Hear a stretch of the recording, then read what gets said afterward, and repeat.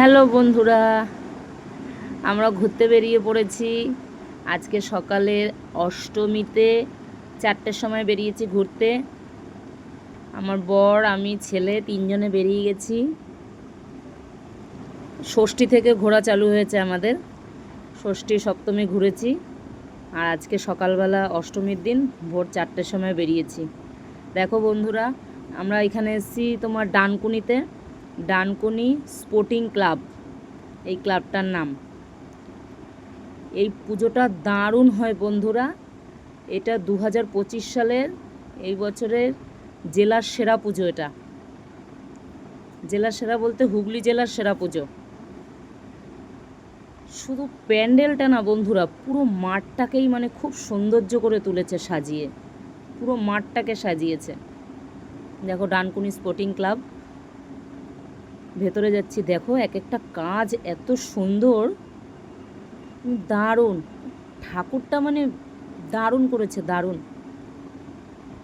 মানে বলবার মতো না, এত সুন্দর। উপরে ঝাড়ের কাজটা দেখো কত সুন্দর, নিখুঁত একদম। আর ঠাকুরটা মানে হেভি লাগছে, হেভি, খুব সুন্দর কাজ, মানে চকচক চকচক করছে ঠাকুরটা, এত সুন্দর কাজ। আমরা বেরিয়ে পড়েছি, খুব আনন্দ হচ্ছে। আমরা প্রত্যেকবারই এরকম ভোরবেলা বেরোই 4টের সময় ঘুরতে। প্রত্যেকবারে 4 দিন বেরোই, কিন্তু এবার আর 4 দিন বেরোনো হচ্ছে না।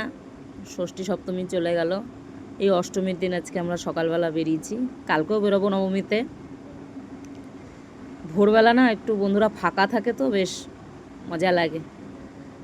আর এটা হচ্ছে তার পাশেই, ডানকুনি স্পোর্টিং ক্লাবের পাশে এটা কালীপুর। কালীপুরে বানিয়েছে রাম মন্দির।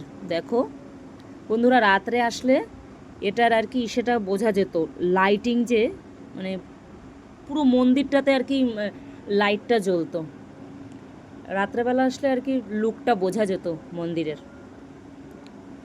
আমরা ভোরবেলা এসেছি বন্ধুরা। এই ঠাকুরটাও দারুণ করেছে, মানে কি সুন্দর যে কাজগুলো। তোমাদের কাছে একটা ছোট ব্লগ তুলে ধরলাম। তোমরা প্লিজ আমাকে লাইক, কমেন্ট, শেয়ার করো, আর সাবস্ক্রাইব করতে ভুলো না।